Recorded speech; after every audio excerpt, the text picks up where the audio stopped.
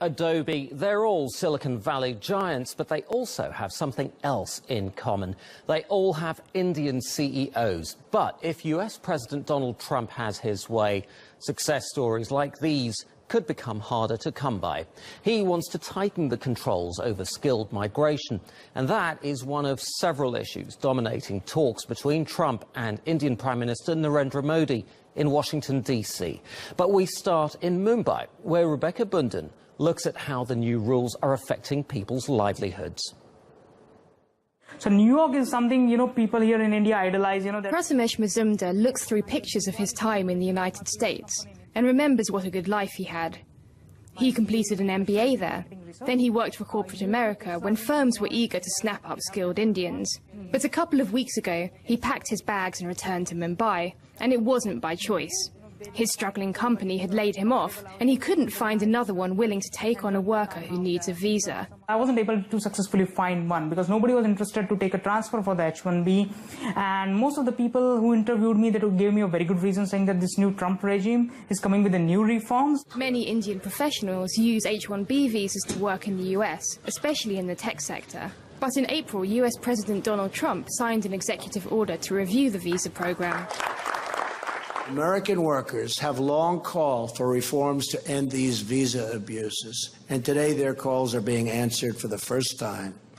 That includes taking the first steps to set in motion a long overdue reform of H-1B visas. And the call for reforms has set off an alarm in New Delhi. So far, there's not been any change in visa rules, but we are alert that no amendments should be brought in, which will hurt India's interest. Indians, both those working in the US and those hoping to go there, are now concerned about their future. About 70% of H-1B visas are issued to Indians. With India's Prime Minister Narendra Modi due to meet Trump on Monday, the visas are expected to be one of the issues on the agenda. So even though there are no changes on the ground right now, I'm seeing that companies are already taking action, especially big outsourcing companies.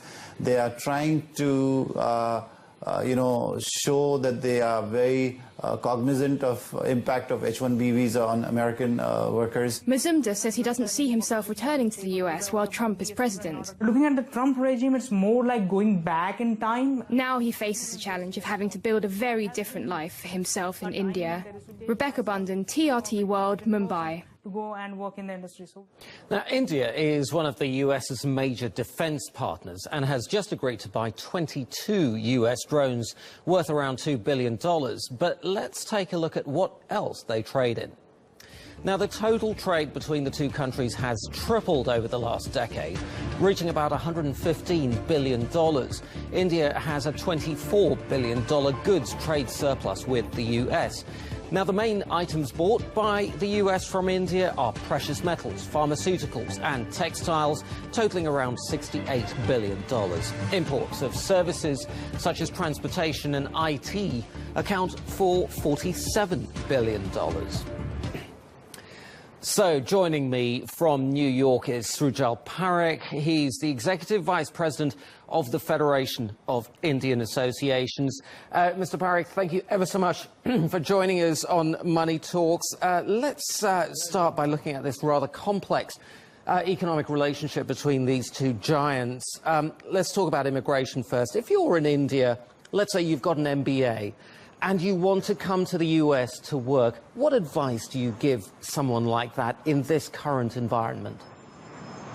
I would advise not to come, first of all, because if you're an MBA, you have better bright future in India itself, and you get better pay in India as well this time. And current situation, what we're going through with immigration, there are a little bit of not clear picture how they're going to be treated as well. I'm not saying about the not US government, but they have a lot bad opportunity in India.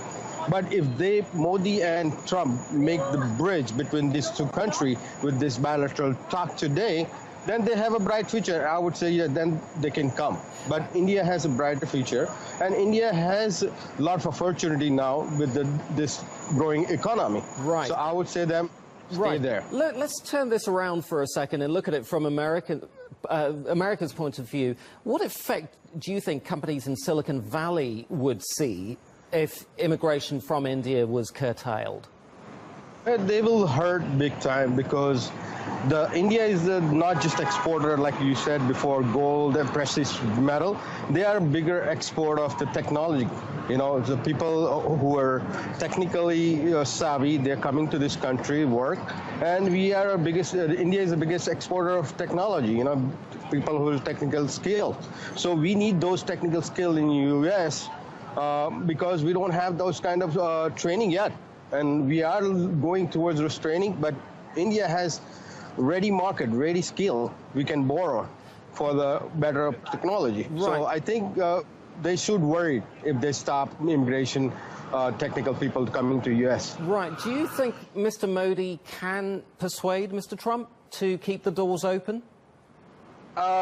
We met Mr. Modi yesterday. We had a community meeting with them, and he was very optimistic talking to Mr.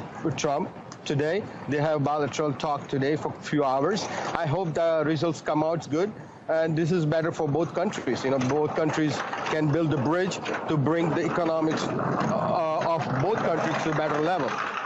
Your federation has been around from the 1970s. What factors do you see that have enabled Indian entrepreneurs and Indian businesses to thrive in the US? What are those factors that bring about that success? I think it comes down to education. You know, the more Indians get educated, they have reached to certain level. I think we met, Mr. Modi met 25 CEOs yesterday, and out of them, I was like 6 of them were Indian. So they had work hard and get to that level, and I think that education is the main factor which is bringing them to this top level of the industries. Srijal Parekh, Executive Vice President of the Federation of Indian Associations in New York. Thank you ever so much.